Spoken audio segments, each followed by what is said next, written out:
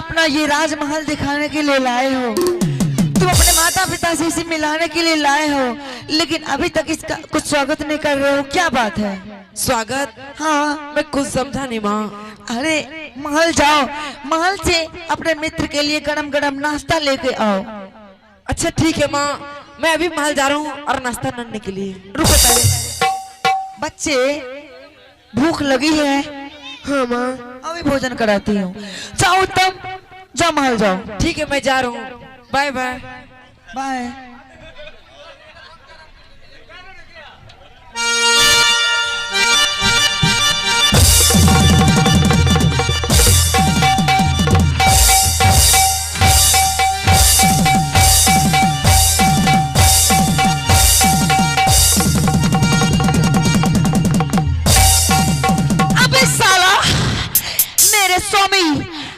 स्वामी राजशाही पोशाक पहन के राज दरबार में राज सिंहासन पर बैठे हुए थे।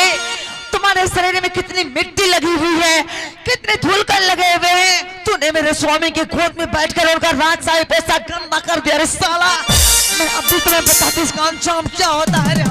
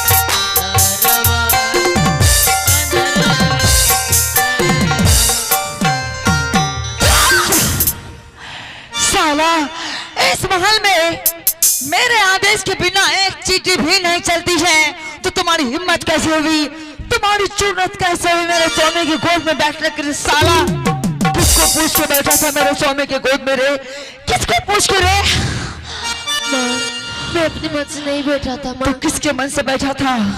माँ, मित्र जी कहा था माँ, चलिए मित्र जी पिताजी की गोद में बैठेंगे, तब ने मैं जाके बैठा माँ। हरामजादा, तुम्हारे मित्र की ऐसी की तैसी, साला मुझसे बिना पूछे मेरे स्वामी के गोद में बैठा है। रे साला,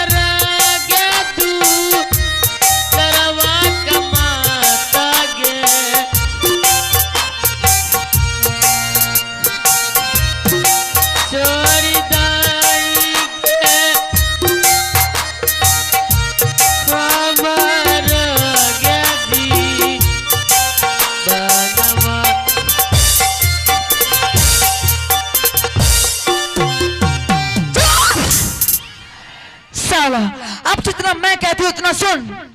मेरा बेटा उत्तम कुमार गया है तुम्हारे लिए नाश्ता लाने के लिए महल।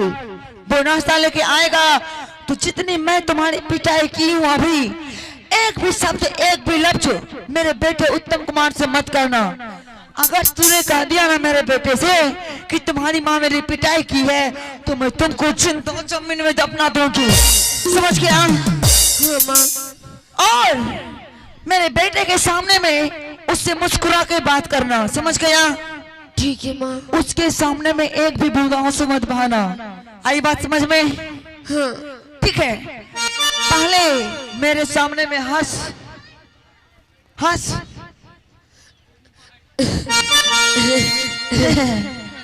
हरामजादा ऐसे हंसता जैसे कार्टून हंसता है। हरामजादा इसी तरह से हंसा जाता है। जोर से हंस, जोर से हंस, खिलखिला के हंस। ठीक है, अब लगता है कि उत्तम कुमार आ रहा है।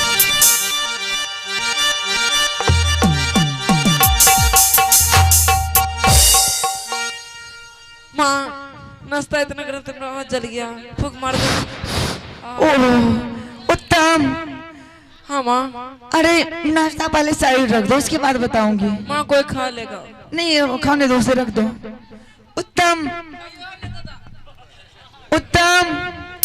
हाँ माँ। तुम्हारे जाने के बाद मैंने तुम्हारे मित्र का बहुत मान सम्मान किया है, इनकी बहुत खातिरदारी की है। अगर मेरी बातों पे यकीन नहीं है तो खुद अपने मित्र से पूछ लो कि यहाँ से तुम्हारे जाने के बाद इसे किसी प्रकार की कठिनाई तो नहीं हुई ना? मित्र जी। हाँ मित्र जी। कोई तरह का दिक्कत तो नहीं हुआ मित्र जी? नहीं मित्र जी, मुझे कोई तरह का दिक्कत नहीं है। मित्र जी। हाँ मेरी माँ कैसी है मित्र जी? मित्र जी, आपकी माँ बिल्कुल काली नागिन। ओ नहीं मित्र जी, आपकी माँ गंगा का तरह पवित्र है मित्र जी। ओ मित्र जी, लेकिन मैं ये क्या देख रहा हूँ? क्या? आपकी आंखों में आंसू, ये कैसा आंसू है मित्र जी? मैं बताती हूँ बच्चे, देखो आंसू दो प्रकार के होते हैं। अच्छा। एक खुशी के आंसू, एक गम के आंसू। इंसान को जिस समय दुख होता है तो उस समय तो वो रोते ही है, और जिस समय बहुत ज्यादा खुशी मिलती है तो उस समय भी उसके खुशी के आंसू छलकते हैं आंखों से। बेचारे को इतना मान सम्मान कभी कहीं मिला नहीं होगा, आज इतना मान सम्मान मिला है दरबार में तो ये खुशी के आंसू रो पड़े, है ना बच्चे? हाँ उत्तम। हाँ माँ। अरे अपने मित्र के लिए महल जाओ, महल से गरम गरम दूध लेके आओ। क्यों नहीं माँ, मैं भी जा रहा हूँ और मित्र जी के लिए दूध लाने के लिए। बच्चे दूध पियोगे? माँ अब मैं कुछ नहीं पीऊंगा माँ, अब मुझे कुछ नहीं चाहिए। अरे उत्तम, तुम्हारा मित्र पहली बार आया है दरबार, ये कह रहा है कि मैं दूध नहीं पीऊंगा। अरे बच्चे, मैं तुम्हारे मित्र की माँ हूँ, मैं तुम्हारा फुल स्वागत कर देना चाहती हूँ। उत्तम जाओ जाओ दूध ले जाओ, जाओ। किधर से जा रहा है? जाओ जाओ।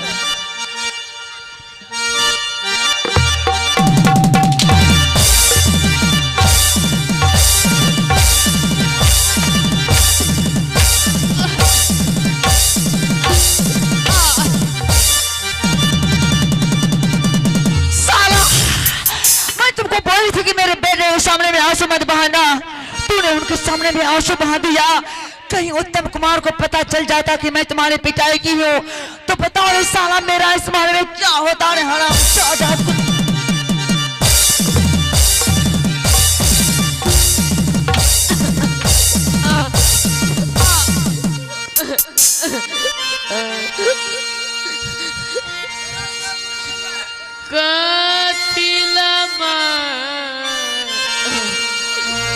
अरे चनमा